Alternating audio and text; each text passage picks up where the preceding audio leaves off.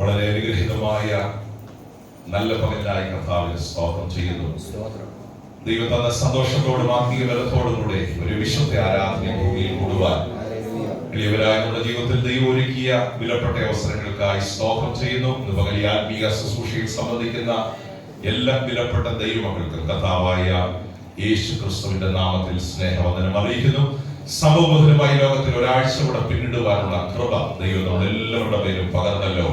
ജീവനും ഭക്തിക്കും ആവശ്യമായതൊക്കെയും നൽകി കഴിഞ്ഞ ഒരാഴ്ച കൂടെ നമ്മെ വളരെ ദിവസമായി നടത്തി നമ്മയുടെ മേൽ കൃപ പകർന്ന് ഈ വിശ്വാസ ജീവിതത്തിൽ നമ്മെ ഉറപ്പിച്ചു നിർത്തിയ കർത്താവിന്റെ സ്നേഹത്തിനായി സ്തോത്രം. എല്ലാവരും കർത്താവിൽ ബലപ്പെട്ടിരിക്കുന്നു എന്ന് വിശ്വസിക്കുന്നു. പകൽ വചനത്തിന്റെ വാതിലുകൾ സ്വന്തം നമുക്കായി തുറന്നു തരട്ടെ. വളരെ പ്രാർത്ഥനയോടെ ദൈവവചനത്തിന് മുൻപിൽ ഇന്ന് പകൽ നമുക്കായിരിക്കാം. ഇയ്യോബിന്റെ പുസ്തകത്തിലെ ഒരു വേദഭാഗമാണ് ഇന്ന് പകൽ അല്പ നിമിഷങ്ങൾ ചിന്തയ്ക്കായി വായിപ്പാൻ ദൈവനാമത്തിൽ ആഗ്രഹിക്കുന്നത്. ഇയ്യോബിന്റെ പുസ്തകം 2-ാം അധ്യായം അതിലെ 8 മുതൽ 10 വരെയുള്ള വാക്യങ്ങൾ നമ്മൾ ധ്യാനിക്കാൻ തുടങ്ങിയത്. Book of job chapter 2 verses 8 to 10. ഇയ്യോബിന്റെ പുസ്തകം 2-ാം അധ്യായം അതിന്റെ 8 മുതൽ 10 വരെയുള്ള വാക്യങ്ങൾ 8 to 10 ആരെങ്കിലും ഒരാൾ വായിച്ച് സഹായിക്കും. അവൻ ഒരു ഓട്ടിൻ കഷ്ണം എടുത്ത് തന്നെത്താൻ ചുരുട്ടിക്കൊണ്ട് ചാരത്തിലിരുന്നു. അവന്റെ ഭാര്യ അവനോട്, നീ ഇനിയും നിന്റെ ഭക്തി മുറുകെ പിടിച്ചുകൊണ്ടിരിക്കുന്നുവോ? ദൈവത്തെ ത്യജിച്ചു പറഞ്ഞ് മരിച്ചു കളക എന്ന് പറഞ്ഞു. അവൻ അവളോട്, ഒരു പൊട്ടി സംസാരിക്കുന്നത് പോലെ നീ സംസാരിക്കുന്നു. നാം ദൈവത്തിന്റെ കയ്യിൽ നിന്നും നന്മ കൈക്കൊള്ളുന്നു, തിന്മയും കൈക്കൊള്ളരുതോ എന്ന് പറഞ്ഞു. ഇതിലൊന്നിലും ഇയ്യോബ് അധരങ്ങളാൽ പാപം ചെയ്തില്ല. 9-ാം വാക്യം നമ്മൾ എടുത്ത് വായിപ്പിക്കുന്നു. വേഴ്സ് 9. നീ ഇനിയും നിന്റെ ഭക്തി മുറുകെ പിടിച്ചുകൊണ്ടിരിക്കുന്നുവോ? ഇനിയും നിന്റെ ഭക്തി മുറുകെ പിടിച്ചുകൊണ്ടിരിക്കുന്നു. മതി. ഇനിയും നിന്റെ ഭക്തി നീ മുറുകെ പിടിച്ചുകൊണ്ടിരിക്കുന്നു. ഒരു ദൈവഭക്തന് മുറുകെ പിടിക്കുവാൻ കഴിയുന്ന ഏറ്റവും നല്ലൊരു സ്വഭാവ ഗുണം ദൈവഭക്തിയാണ്. നമ്മൾ ആ വാക്കിനെ കുറിച്ച് ചിന്തിക്കാൻ പോകുന്നത് ഗോഡ്ലിനെസ് എന്നൊരു പദം. ദൈവഭക്തി ഒരു ദൈവഭക്തന്റെ ഈ ലോകത്തിൽ ഏറ്റവും നന്നായി ചേർത്ത് പിടിക്കാൻ കഴിയുന്ന, അവിടെ ഉപയോഗിച്ചിരിക്കുന്ന ഒരു പദം മുറുകെ പിടിക്കാൻ കഴിയുന്ന ദൈവത്തിന്റെ സ്തോത്രം ഒരു നല്ല സ്വഭാവ ഗുണമാണ് ഭക്തി എന്ന് പറയുന്നത്. മുറുകെ പിടിക്കുക എന്നൊരു പദം ഒരു യുദ്ധത്തിൽ ഉപയോഗിക്കുന്ന ഒരു പദമാണ്. പ്രത്യേകിച്ച് പുതിയ നിയമത്തിൽ പൗലോസ് പദങ്ങൾ വളരെ ശക്തമായി ഉപയോഗിക്കുന്നുണ്ട്. ദൈവത്തിന്റെ സ്തോത്രം. ദൈവം തന്ന അഭിഷേകത്തെ സൂക്ഷിക്കണം, മുറുകെ പിടിക്കണം, വിശ്വാസത്തെ മുറുകെ പിടിക്കണം, ദൈവം തന്ന പ്രത്യാശ മുറുകെ പിടിക്കണം. ഇങ്ങനെയുള്ള വാക്കുകൾ പൗലോസ് പ്രത്യേകിച്ച് പുതിയ നിയമത്തിൽ എഴുതുന്നുണ്ട്. മുറുകെ പിടിക്കുക എന്ന് പറയുമ്പോൾ hold fast on to it. മുറുകെ പിടിക്കുക എന്ന് പറയുമ്പോൾ അത് നഷ്ടപ്പെട്ടു പോകാൻ. എന്റെ കൂടെ നിങ്ങളുണ്ടോ? എല്ലാവരും സന്തോഷമായിരിക്കുന്നു. എന്റെ കൂടെ നിങ്ങൾ വരണം. സ്തോത്രം.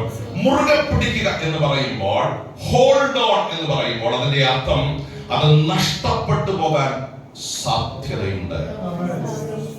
ഒരുപക്ഷെ ഒരു പടി കൂടെ കടത്തി പറഞ്ഞാൽ അതാരെങ്കിലും നമ്മുടെ കയ്യിൽ നിന്ന് തട്ടിപ്പറിക്കാൻ സാധ്യതയുണ്ട്. അതുകൊണ്ട് നിങ്ങളുടെ ഭക്തി നിങ്ങൾ മുറുകെ പിടിക്കണം.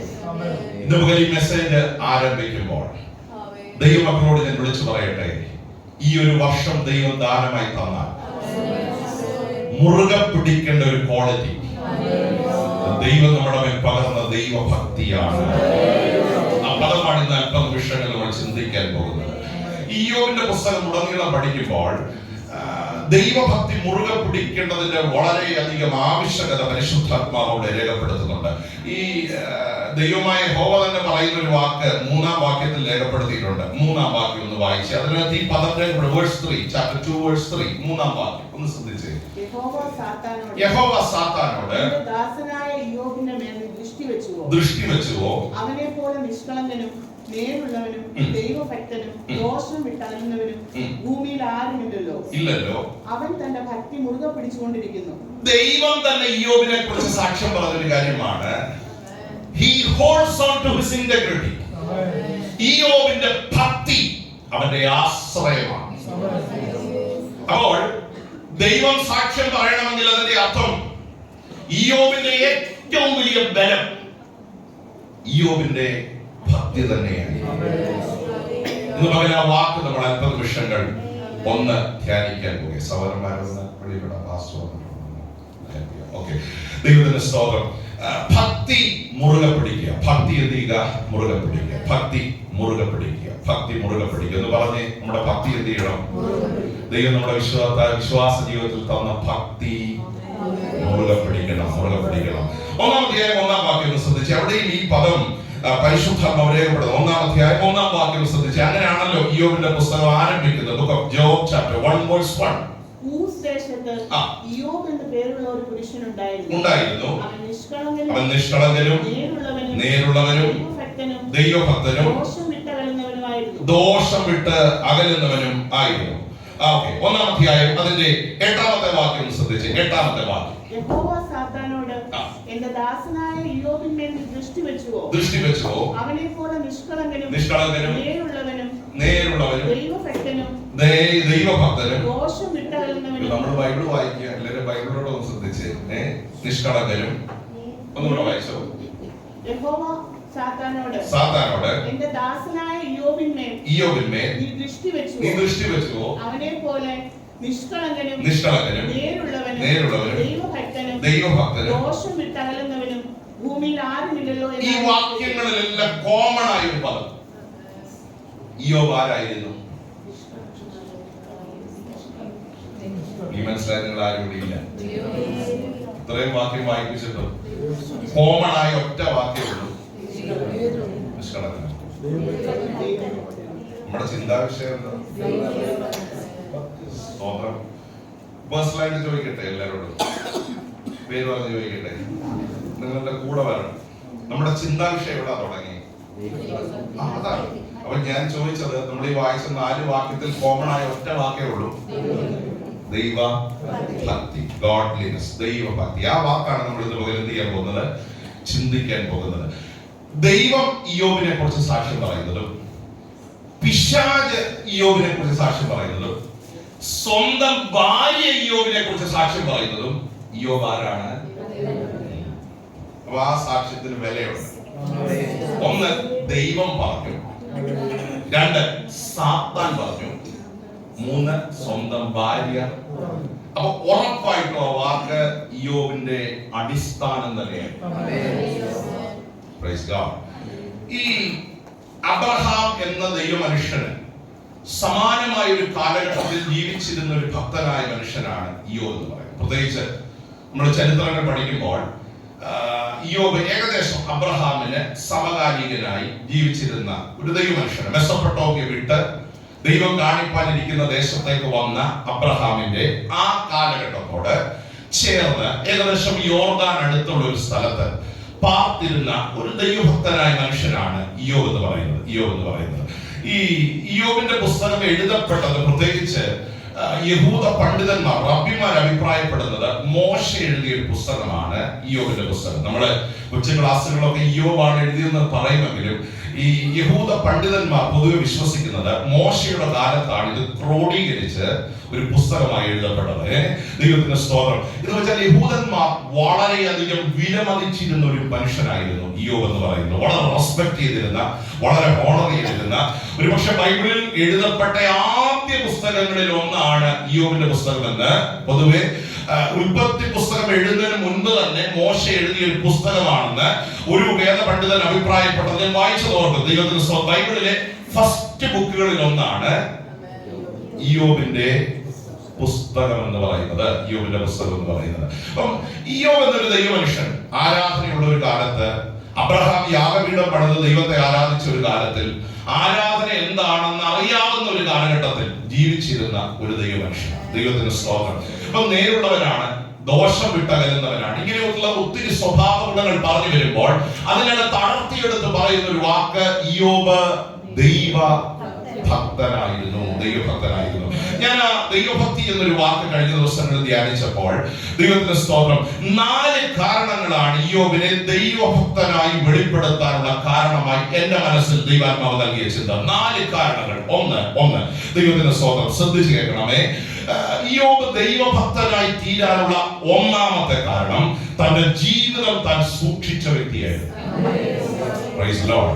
2 തന്റെ നാവിനെ താൻ സൂക്ഷിച്ച വ്യക്തിയായിരുന്നു. ഭക്തനായി തീരാനുള്ള രണ്ടാമത്തെ കാരണം തന്റെ നാവിനെ താൻ സൂക്ഷിച്ച വ്യക്തിയായിരുന്നു. 3 എല്ലാറ്റിനേക്കാളും ഉപരിയായി ദൈവത്തെ സ്നേഹിച്ച വ്യക്തിയായിരുന്നു യോബ്. 4, ദൈവത്തെ ബഹുമാനിച്ച വ്യക്തിയായിരുന്നു യോബ്. 4 കാരണങ്ങൾ. ഈ 4 കാരണങ്ങൾ മറന്നു പോകരുത്. ഈ ദൈവഭക്തി എന്നൊരു വാക്ക് നമ്മൾ പഠിക്കുമ്പോൾ 4 കാരണങ്ങൾ നിങ്ങളെ ഓർമ്മിച്ചു. 1, ജീവിതം കാത്തു സൂക്ഷിച്ച ഒരു വ്യക്തിയാണ് യോബ്. 2, നാവിനെ കാത്തു സൂക്ഷിച്ച ഒരു വ്യക്തിയാണ് യോബ്. 3, എല്ലാത്തിനേക്കാളും ഉപരി ഈ ലോകത്തിൽ ദൈവത്തെ സ്നേഹിച്ച ഒരു ദൈവ മനുഷ്യനായിരുന്നു യോബ്. 4, ദൈവത്തിന് സ്തോത്രം, ദൈവത്തെ ബഹുമാനിക്കുന്നതിൽ വളരെ മുൻപന്തിയിൽ നിന്ന ഒരു ദൈവ മനുഷ്യനായിരുന്നു. ഈ 4 സ്വഭാവ ഗുണമുള്ള ഒരു വ്യക്തിയെ ബൈബിൾ വിളിക്കുന്ന പേരാണ് he is a godly man. അവൻ ഒരു ദൈവ ഭക്തനായ.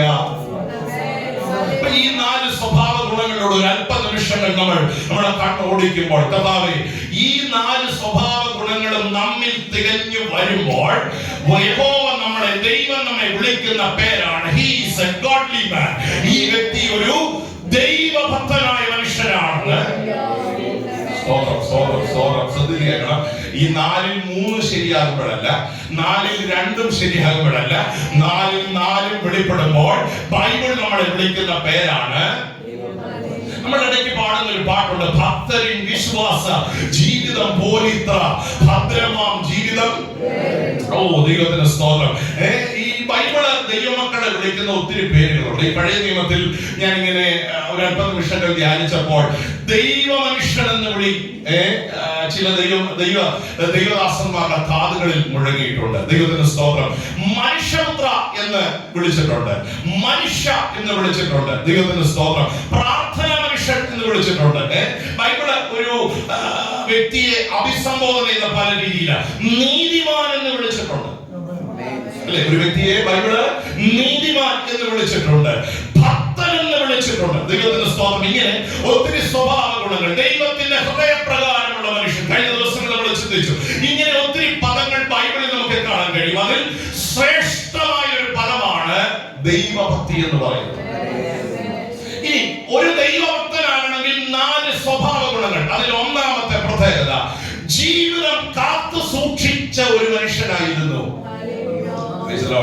ഈ 1-ാം അധ്യായം എടുത്ത് അതിന്റെ 6-ാം വാക്യം മുതൽ ഒന്ന് വായിക്കുമ്പോൾ അതിനകത്തൊരു ചിന്ത, പ്രത്യേകിച്ച് ഈ ദൈവഭക്തിയുമായി ബന്ധപ്പെട്ട് കിടപ്പുണ്ട്. 6-ാം വാക്യം മുതൽ ഒന്ന് വായിച്ച് സഹായിച്ചു. ഒരു ദിവസം ദൈവപുത്രന്മാർ യഹോവയുടെ സന്നിധിയിൽ നിൽപ്പാൻ ചെന്നു. അവരുടെ കൂട്ടത്തിൽ സാത്താനും ചെന്നു. യഹോവ സാത്താനോട്, നീ എവിടെ നിന്ന് വരുന്നു എന്ന് ചോദിച്ചതിന് സാത്താൻ യഹോവയോട്, ഞാൻ ഭൂമിയിൽ ഊടാടി സഞ്ചരിച്ചിട്ട് വരുന്നു എന്ന് ഉത്തരം പറഞ്ഞു. അടുത്ത സെന്റൻസ് കൂടെ വായിക്കണം. യഹോവ സാത്താനോട്, എന്റെ ദാസനായ യോബിന്മേൽ ദൃഷ്ടി വെച്ചു. പിശാചിന്റെ ദൃഷ്ടി ആരുടെ മേലായിരുന്നു? ഞാൻ ചോദിക്കട്ടെ, യോബിന്റെ സമ്പത്തായിരുന്നോ പിശാചിന്റെ ലക്ഷ്യം? ഒരിക്കലുമല്ല. യോബിന്റെ കുടുംബമായിരുന്നോ പിശാചിന്റെ ലക്ഷ്യം? ശ്രദ്ധിച്ചു കേൾക്കണേ, ഒരിക്കലുമല്ല. യോബിന്റെ 10 മക്കളായിരുന്നോ ഈ സാത്താന്റെ ലക്ഷ്യം? ഒരിക്കലുമല്ല. യോബിന്റെ മൃഗസമ്പത്തായിരുന്നോ പിശാചിന്റെ ഏറ്റവും വലിയ ലക്ഷ്യം? ഒരിക്കലുമല്ല. യോബിന്റെ ഭക്തിയായിരുന്നു. സ്തോത്രം. ഞാനൊരു കാര്യം ദൈവമക്കളോട് പറയട്ടെ, ഈ വർഷം എത്ര പ്രൊമോഷൻ ലഭിച്ചു എന്നുള്ളതല്ല പിശാചിന്റെ വിഷയം. ഈ വർഷം എത്ര ഇൻക്രിമെന്റ് നമ്മൾ ലഭിച്ചു എന്നുള്ളത് ഒരു സ്തോത്രമായി, ഒരു നന്ദിയായി നമുക്കിവിടെ പറയാം. പക്ഷെ അതല്ല പിശാചിന്റെ ലക്ഷ്യം. എന്തൊക്കെ നേടി എന്നുള്ളതല്ല പിശാചിന്റെ ലക്ഷ്യം. ഒരു ജോലി ലഭിച്ചു എന്നുള്ളതല്ല പിശാചിന്റെ ലക്ഷ്യം. നീ യഹോവ ഭക്തനായിരിക്കുന്നതാ.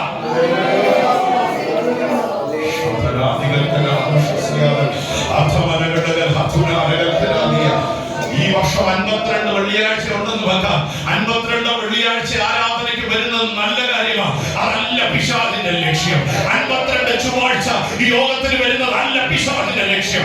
എല്ലാ ഉപവാസങ്ങളിലും പങ്കെടുത്തു എന്നുള്ളതല്ല പിശാചിന്റെ ലക്ഷ്യം. ഈ സഭയെ കുറിച്ച് പിശാചിന്റെ ലക്ഷ്യം, who is a godly man? ദൈവഭക്തരായ എത്ര മനുഷ്യർ. ഹല്ലേലൂയ. ഈ ഒരു വർഷം പൂർത്തീകരിക്കാൻ ഒരു അവസരം നൽകിയ ഈ സഭയുടെ മെമ്പർഷിപ്പ് എന്നതോ 90-ഓ 100-ഓ ആകുമായിരിക്കാം. അതല്ല പിശാചിന്റെ ലക്ഷ്യം. പാസ്റ്റർ എന്നുള്ള നിലയിൽ അത് എന്റെ ഒരു അഭിമാനമാണ്. പക്ഷെ പിശാചിന്റെ ലക്ഷ്യം അതല്ല. ഇതിനകത്ത് എത്ര ഭക്തന്മാരുണ്ട്.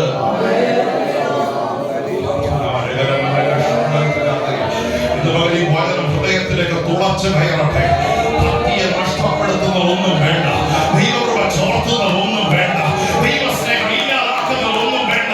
ഇതുപോലെ അഭിമാനത്തോടെ പ്രാർത്ഥിക്കുന്ന ദൈവമക്കൾ പറയട്ടെ, ഈ സഭയ്ക്കകത്ത് മെമ്പർഷിപ്പ് വർദ്ധിക്കുന്നത് നല്ല കാര്യമാണ്, ഇത് പറയുന്നത് നല്ല കാര്യമാണ്. പക്ഷെ ഒരു ദൈവഭക്തനായി ജീവിക്കാൻ,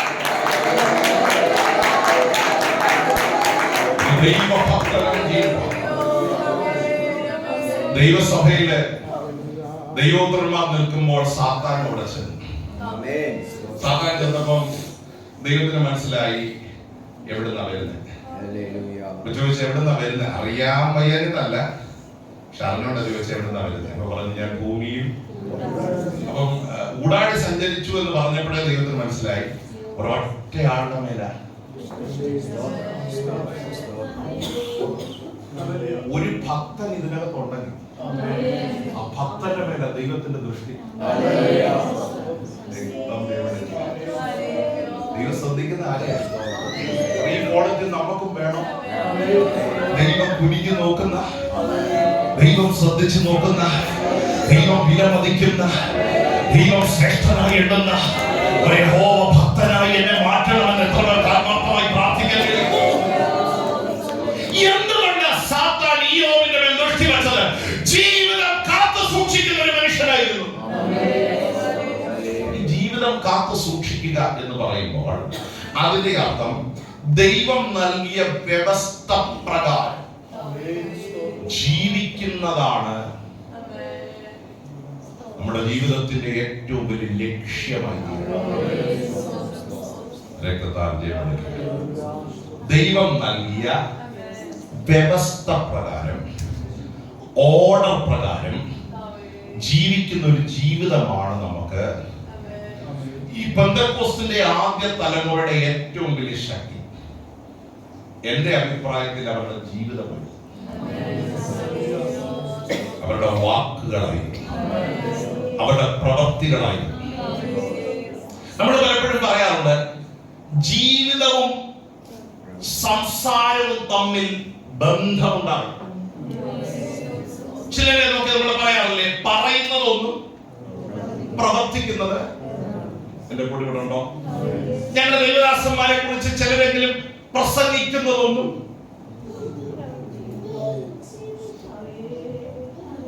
ഇത് രണ്ടും രണ്ടാകുമ്പോഴാണ്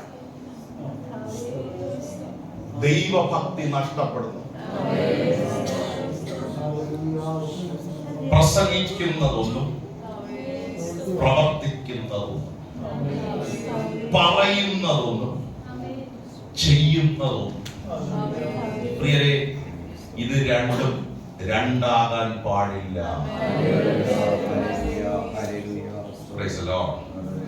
ഞാൻ ദൈവങ്ങളോട് ചോദിക്കട്ടെ, ഈ ഹോളിൽ നമ്മൾ വരുമ്പോൾ നമ്മുടെ മുഖത്തിനൊരു ഭാവമുണ്ട്. ഈ ഭാവം തന്നെയാണോ ഈ ഒരാഴ്ച മുഴുവൻ നമ്മൾ ഫോളോ ചെയ്യുന്നത്?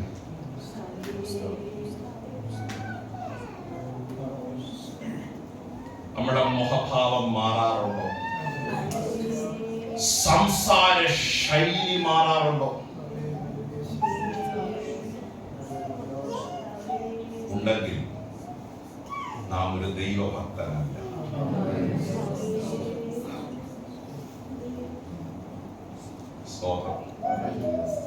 നമ്മൾ ഹോളിൽ സംസാരിക്കുന്ന പോലാണോ വീട്ടിൽ സംസാരിക്കുന്നത്? വീട്ടിൽ സംസാരിക്കുന്ന പോലാണോ ജോലി സ്ഥലത്ത്? പ്രാർത്ഥിച്ച് ആരാധിച്ച് വന്ന ദൈവങ്ങളൊക്കെ ശാന്തമായി, സ്വർഗത്തിൽ ഒരു മൗനത ഉണ്ടായി എന്ന് പറഞ്ഞതുപോലെ ഇല്ലെങ്കിൽ ദൈവമക്കൾ എപ്പോഴും ശ്രദ്ധിച്ചോണം, ഇതിനെ ടാർഗറ്റ് ചെയ്യുന്ന ഒരാള് നമ്മുടെ കൂടെ ഉണ്ട്. നമ്മൾ പോലും അറിയാതെ വാക്കിൽ തെറ്റിക്കാൻ, പ്രവൃത്തിയിൽ തെറ്റിക്കാൻ, കൃപ ചോർത്തി കളയാൻ, സന്തോഷം നഷ്ടപ്പെടുത്താൻ, ആരാധന ഇല്ലായ്മ ചെയ്യാൻ, നിന്റെ ഭക്തി നിന്നിൽ നിന്ന് പറിച്ചു കളയാൻ ഇന്ന് രാവിലെ ഒരു മുന്നറിയിപ്പ് പോലെ ദൈവങ്ങളോട് പരിശുദ്ധാത്മ വചനത്തിലൂടെ പറയുക, ഇതിനെ വേർപെടുത്തി കളയാൻ, ആ ക്വാളിറ്റി നമ്മിൽ നിന്ന് ഇല്ലായ്മ ചെയ്യാൻ. സ്നേഹത്തോടെ നിങ്ങളുടെ ദൈവദാസൻ എന്നുള്ള നിലയിൽ ഒരു ബുദ്ധി ഉപദേശം തരട്ടെ. മുറുകെ പിടിക്കണം. എന്ത് വില കൊടുത്തും എന്റെ ജീവിതം നഷ്ടപ്പെടുത്തി എനിക്കൊന്നും വേണ്ട. ദൈവത്തെ മറന്ന് എനിക്കൊന്നും വേണ്ട. ആകാത്ത ഒന്നും എന്റെ ജീവിതത്തിൽ എനിക്ക് വേണ്ട. Replicate Christ through your life. നിങ്ങളുടെ ജീവിതത്തിലൂടെ ക്രിസ്തുവിനെ വെളിപ്പെടുത്തുന്നവരായി നിങ്ങൾ മാറണം. ജീവിതം കാത്തു സൂക്ഷിക്കുന്നവരായി തീരണം. നമ്മുടെ ജീവിതത്തെ നോക്കി പരിശുദ്ധാത്മാവ് തന്നെ പറയണം, അവൻ ഭക്തനും ദോഷം വിട്ടകലുന്നവരും നിഷ്കളങ്കരും നേരുള്ളവരും. ജീവിതം കാത്തു സൂക്ഷിച്ചാൽ ആ സ്വഭാവ ഗുണങ്ങളൊക്കെ നമ്മളുണ്ടാവും. ഒന്ന്, നമ്മുടെ ഹൃദയം കൊണ്ട് നേരുള്ളവരാണ്. സത്യസന്ധമായ ഒരു മനസ്സ്. സ്തോത്രം. ഈ പണ്ടൊക്കെ കോടതിയിൽ പെന്തിക്കോസുകാരെ വിളിച്ചാൽ ജഡ്ജിമാർക്ക് സംശയമൊന്നുമില്ല. കാരണം വാ തുറന്ന പെന്തിക്കോസുകാർ എന്തേ പറയും? എന്റെ കൂടെ ഉണ്ടോ? അങ്ങനെയുള്ള ഒത്തിരി ചരിത്രങ്ങൾ കേരളത്തിലുണ്ടായിട്ടുണ്ടെന്നേ, നമ്മുടെ കൊച്ചു കേരളത്തിൽ. കാരണം ജഡ്ജിമാര് പോലും ഒരു സാക്ഷ്യം കേട്ട ഇത് ദൈവ മനുഷ്യനാ, പുള്ളി പറയുന്നത് ഉറപ്പായിട്ടും ഇത് നമ്മളിൽ നിന്ന് അകന്നു പോയോ? ആ നേരുള്ള ഹൃദയം ഇടയ്ക്കെങ്കിലും നമുക്ക് നഷ്ടപ്പെടുന്നുണ്ടോ? നിഷ്കളങ്കത നമ്മുടെ ജീവിതത്തിന്റെ അടിസ്ഥാനമാകണം. ദോഷം വിട്ടകലണം. അതിന്റെ അർത്ഥം പാപത്തെ വെറുക്കണം, പാപത്തെ എതിർക്കണം, പാപത്തെ ജയിച്ചു തോൽപ്പിക്കണം. ഒരു കാര്യം ആത്മാവിൽ പറയാം, പിശാചിന്റെ തന്ത്രങ്ങളെ ജയിച്ച് തോൽപ്പിക്കുന്നവരായി ദൈവമക്കൾ മാറും. അങ്ങനെ ഒരു അഭിഷേകം അന്യഭാഷ പറയാൻ മാത്രമല്ല, പിശാചിന്റെ ചില തന്ത്രങ്ങളെ ആത്മാവിൽ ജയിക്കാനുള്ള ഒരു അഭിഷേകം എനിക്ക് വേണമെന്ന് ആഗ്രഹിക്കുന്ന എത്ര ദൈവമക്കളുണ്ട്? നമ്മൾ ഈ അടുത്ത ആഴ്ച മുഴുവൻ ഒരു അഭിഷേകത്തിന് വേണ്ടി പ്രാർത്ഥിക്കാൻ പോകുകയാണ്. ദൈവമക്കളെ, അവർ അന്യഭാഷ പറയാനുള്ള കേവലം ഒരു മാധ്യമമായി മാത്രം തീരാതെ എന്റെ ജീവിതം കാത്തു സൂക്ഷിപ്പാൻ, പിശാചിന്റെ തന്ത്രങ്ങളെ എതിർത്ത് അതിജീവിച്ച് ആത്മാവിൽ ജയിക്കാനുള്ള ഒരു കരുത്ത് ജീവിതത്തിൽ ഞാൻ പ്രാപിക്കുന്നതിന് മുഖാന്തരമായി തീരണമെന്ന് എത്ര പേര് ആഗ്രഹിക്കുന്നു? എന്നോട് നിൽക്കുന്നില്ല. രണ്ടാമത്തെ പദത്തിനോട് ഞാൻ ഓർപ്പിച്ചത്, ആരാണ് ഒരു ദൈവഭക്തൻ? തന്റെ നാവിനെ സൂക്ഷിക്കുന്നവരാണ് ഒരു ദൈവഭക്തൻ. അതിന്റെ 2-ാം അധ്യായം അതിന്റെ 10-ാം വാക്യം നിങ്ങൾ ശ്രദ്ധിച്ച്, അതിന്റെ ഒരു സൂചന പരിശുദ്ധാത്മാവ് നൽകിയിട്ടുണ്ട്. 2-ാം അധ്യായം 10-ാം വാക്യം ഒന്ന് വായിച്ചു. അവൻ അവളോട്, ഒരു പൊട്ടി സംസാരിക്കുന്നത് പോലെ നീ സംസാരിക്കുന്നു. നാം ദൈവത്തിന്റെ കയ്യിൽ നിന്ന് നന്മ കൈക്കൊള്ളുന്നു, തിന്മയും കൈക്കൊള്ളരുതോ എന്ന് പറഞ്ഞു. അടുത്ത വാക്ക് ഇയ്യോബ് അധരങ്ങളാൽ പാപം ചെയ്തില്ല. ഇയ്യോബ്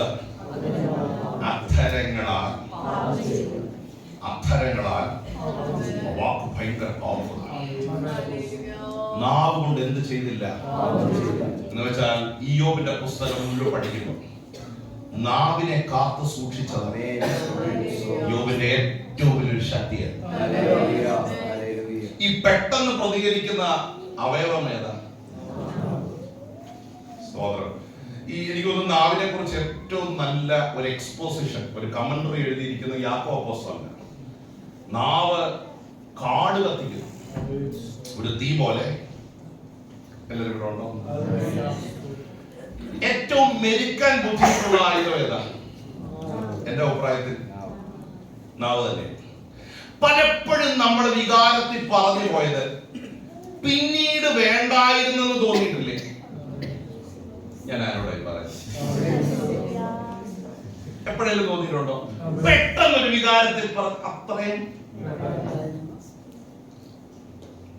നമുക്ക് പോലും കൺട്രോൾ ചെയ്യാൻ പറ്റാത്ത ഒരു ആയുധമാണ്. നമ്മൾ അഭിഷേകത്തിന് വേണ്ടി പ്രാർത്ഥിക്കാൻ പോകുമ്പോൾ നാവിനെ കൺട്രോൾ ചെയ്യുന്ന ഒരു ശക്തിക്ക് വേണ്ടി പാസ്റ്റർ എന്ന് പറഞ്ഞ നന്നായി ഉടനെ ആരും വേണ്ടി വരണോ ഇങ്ങനെ പകുതി മനസ്സിൽ ഞങ്ങള്. അപ്പം നമ്മൾ അതിനു വേണ്ടിയൊക്കെയാ വരുമോ? ആരും മോൻ പോലും ഒക്കെ മാറ്റിയെടുത്തോ? അഭിഷേകം എന്നുള്ളത് അന്യഭാഷ പറയാൻ മാത്രമല്ല.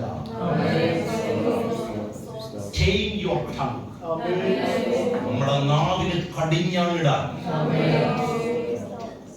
യാക്കോബ് അപ്പോസ്തലൻ പറയാം, ഒരേ ഉറവയിൽ നിന്ന് കയ്പും മധുരവും വരാൻ പാടില്ല.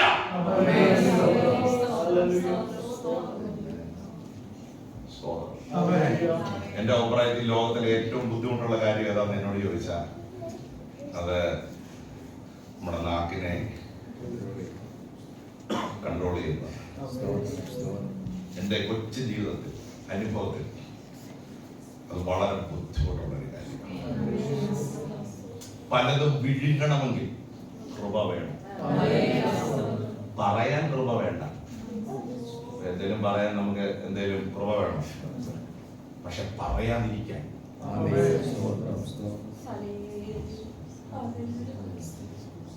കയ്യിലൊന്നിട്ട് നിങ്ങളുടെ മോഹം എല്ലാം മാറി, പക്ഷെ മെസ്സേജ് മാറ്റത്തില്ല.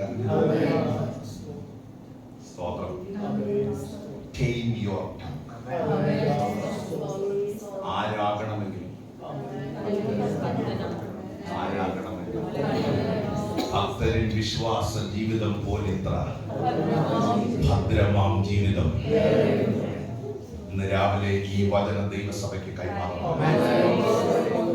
ഇവയിലൊന്നിലും യോബ് തന്റെ ആദരങ്ങളാൽ പാപം ചെയ്തില്ല. ആ മനുഷ്യനെ വചനം വിളിച്ചു, ഹീസ് എ ഗോഡ്ലി മാൻ. അവൻ ദൈവഭക്തനായ മനുഷ്യനാണ്. മുറുകെ പിടിക്കാൻ പറ്റുമോ?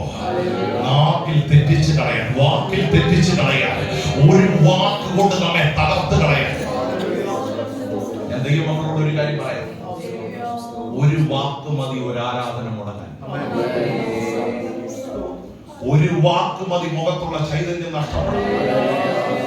ഒരു വാക്ക് മതി ഒരു വ്യക്തി തകരാൻ.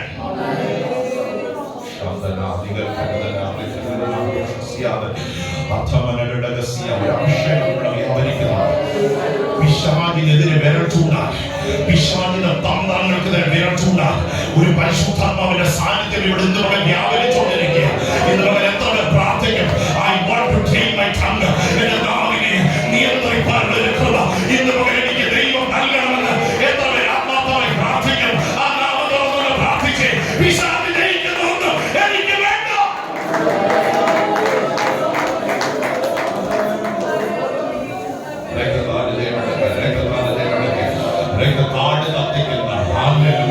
വ്യക്തികളെ തകർക്കുന്ന, കുടുംബങ്ങളെ തകർക്കുന്ന, ആരാധനയെ നശിപ്പിക്കുന്ന, സഭകളെ ഇല്ലായ്മ ചെയ്യുന്ന ആ പൈശാചിക ബന്ധനത്തെ ഇന്ന് വരെ ജീവിച്ച ദൈവസഭയാത്മാവിൽ കുതിച്ചെഴുന്നേൽക്കട്ടെ.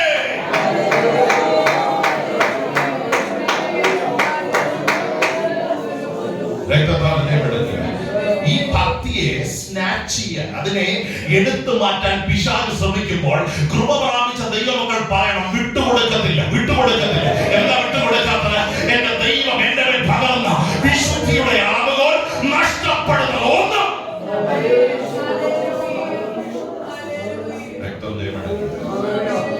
ഇവയൊന്നിലും യോബിന്റെ ജീവിതം പഠിക്കുമ്പോൾ പാപം ചെയ്യാനുള്ള ഒത്തിരി സാഹചര്യങ്ങൾ യോബിന്റെ ജീവിതത്തിലുണ്ട്. കാരണം ഒത്തിരി നഷ്ടങ്ങൾ സഹിച്ച ഒരു വ്യക്തിയാണ്. നിങ്ങൾ ശ്രദ്ധിച്ച്, 10 പിള്ളേര് ഒറ്റയടിക്കാൻ മരിച്ചു, 10 ശവപ്പെട്ടി ഒറ്റ സമയത്ത് വീട്ടിൽ തരുന്നത്, എല്ലാം നഷ്ടപ്പെട്ടു. വട്ടപ്പൂജി വഴി ഭാര്യ ചോദിച്ചു, വെറുതെയാണോ ഈ ഭക്തനായി? ഭക്തത്തിന്റെ ആശ്രയമാണ്. അത് തിരിച്ചു കളഞ്ഞ് മരിക്കാൻ പറഞ്ഞു. തിരിച്ചു കളഞ്ഞ് ഇത് പിശാചിന്റെ ലക്ഷ്യമാണ്. Deny the godliness. ഭക്തി എന്ത് ചെയ്യണം? ഞാൻ ഈ വചനം ധ്യാനിക്കുമ്പോൾ പരിശുദ്ധന്മാരുടെ ഭക്തന്മാർ കുറഞ്ഞു പോവുകയാണ്. ഭക്തന്മാർ എന്ത് ചെയ്യുക? നമുക്കൊരു പുരുഷയുദ്ധം നടത്തണ്ടേ? പിശാചിന്റെ തന്ത്രങ്ങളെ അതിജീവിക്കുന്ന, അവന്റെ ദുഃഖങ്ങളെ പൊളിക്കുന്ന, കൃപയെ ചോർത്തിക്കളയുന്ന, നമ്മുടെ ഐഡന്റിറ്റി എടുത്തു മാറ്റുന്ന, നമ്മളെ ആരുമല്ലാതാക്കി തീർക്കുന്ന, നാവിനെ സൂക്ഷിക്കുന്ന ഒരു തലമുറയാണ് ഈ കാലഘട്ടത്തിൽ നമ്മൾ മാറണമെന്ന്. ഈ നാവ് കൊണ്ട് ഒത്തിരി പാപം ചെയ്യാൻ സാധ്യതയുള്ളത്. നമ്മൾ ആരാധിക്കുന്ന നാവ് കൊണ്ടാ, നമ്മൾ പാടുന്ന നാവ് കൊണ്ടാ. സ്തോത്രം. നമ്മൾ പലതും പറയുന്നതും നാവുണ്ട്. പ്രിയരെ, ഈ നാവിനെ കൺട്രോൾ ചെയ്യാൻ പ്രത്യേകിച്ച് കോഴ്സ് ഒന്നുമില്ല. എല്ലാവരും ഇവിടെ ഉണ്ടോ? ഈ ലോകത്ത് ഇപ്പൊ എല്ലാത്തിനും ഓൺലൈൻ കോഴ്സ് വരെ എന്തിനും കോഴ്സ് ഉണ്ട്. എന്റെ കൂടെ ഉണ്ടോ? നിങ്ങൾ ഇതുവരെ കേട്ടിട്ടുണ്ടോ നാവിനെ കൺട്രോൾ ചെയ്യാനുള്ള ഒരു കോഴ്സ് നിങ്ങൾ അറ്റൻഡ് ചെയ്തിട്ടുണ്ടോ? ഇതിവിടെ ഉള്ളൂ. എവിടെ?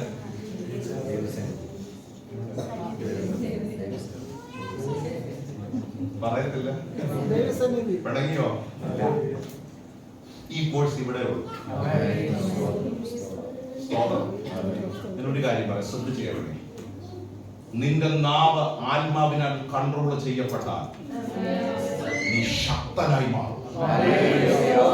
നീ ആത്മീയമായി കരുത്തുള്ളവരായി മാറും.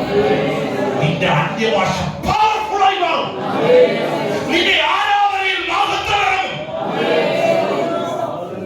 നിന്റെ പ്രാർത്ഥനയിൽ വിടുതൽ നടക്കും. ഇത് പിശാചിനാവിയ ഇന്ന് പകൽ ചിലരോട് വിരട്ടുണ്ടി പരിശുദ്ധാത്മ പറയുക, ഭക്തനായിരിക്കാൻ ആഗ്രഹമുണ്ടോ? ആ ഭക്തിയിലേക്ക് നടന്നു കയറാൻ ആഗ്രഹമുണ്ടോ? എന്റെ ദൈവത്തിന് വേണ്ടി തലമുറയിൽ എനിക്ക് നിൽക്കണമെന്ന് ആഗ്രഹമുണ്ടോ? പിശാചിന്റെ തന്ത്രങ്ങളെ ജയിക്കണമെന്ന് എനിക്ക് ആഗ്രഹമുണ്ടോ?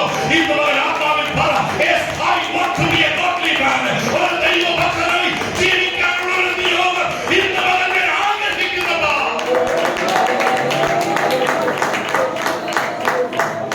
ഞാൻ സ്നേഹത്തോടെ ഇങ്ങനെ പറയട്ടെ, ശ്രദ്ധിച്ചു.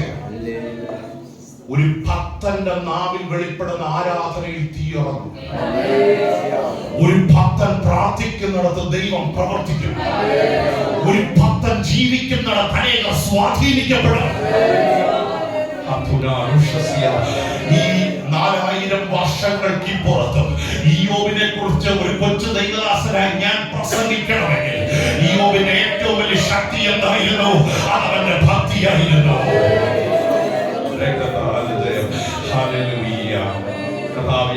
കൃപയിലേക്ക് കാരണം ആത്മാർത്ഥമായി സ്വയം മുന്നോട്ട് വരാം. അതിന്റെ 2 അടികൾ 2-3 അടികളും നമ്മൾ പാടാൻ പോകും.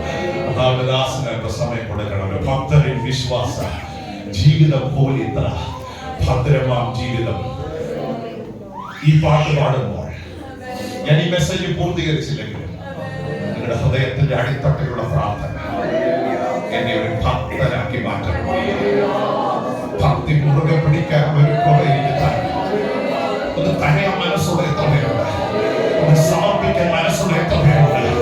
ആ പാട്ടിന്റെ ഓരോ വടികൾ പാടുമ്പോൾ ഹൃദയത്തിന്റെ അകത്തൊരു തീരുമാനം ഉണ്ടാകട്ടെ. ഭക്തി നഷ്ടപ്പെടുന്നതൊന്നും എനിക്ക് വേണ്ട. അതിനെ മുറുകെ പിടിക്കാൻ ഒരു കൃപ ഇന്ന് മകൻ എനിക്ക് തരണം. നല്ല ദൈവമേ, സ്വർഗ്ഗീയ പിതാവേ, ഈ വചനം ചൊല്ലി ജനത്തെ ഇന്ന് മകൻ ഞങ്ങൾ അനുഗ്രഹിക്കണം. ഭക്തി നഷ്ടപ്പെടുന്നതൊന്നും ഞങ്ങൾക്ക് വേണ്ട. വിശുദ്ധിയോടെ നിർമ്മലതയോടെ അങ്ങയുടെ നാമത്തിന് വേണ്ടി ജീവിപ്പാൻ ഈ തലമുറ ഞങ്ങളെ ഉപയോഗിക്കണം. ഈ ജനത്തെ അതിനായി സ്വർഗ്ഗം ഒരുക്കണം. അത് മുറുകെ പിടിക്കാൻ ഒരു കൃപ ഈ ദിവസങ്ങൾ ദൈവം തന്നെ ജനത്തിന് മേൽ പകരണം. ഈ ജനത്തെ യേശു ക്രിസ്തുവിന്റെ നാമം ചൊല്ലി അതിനായി അനുഗ്രഹിച്ച് പ്രാർത്ഥിക്കുന്നു. യേശുവിൻ നാമത്തിൽ തന്നെ നമുക്ക് എഴുന്നേറ്റുന്ന വരികളൊന്ന് ഗായക സംഘത്തോട് ചേർന്ന് പാടുമ്പോൾ അതൊരു വലിയ തീരുമാനമായി നമ്മുടെ ഹൃദയങ്ങളിൽ വെളിപ്പെടുമാറാം. Thank you.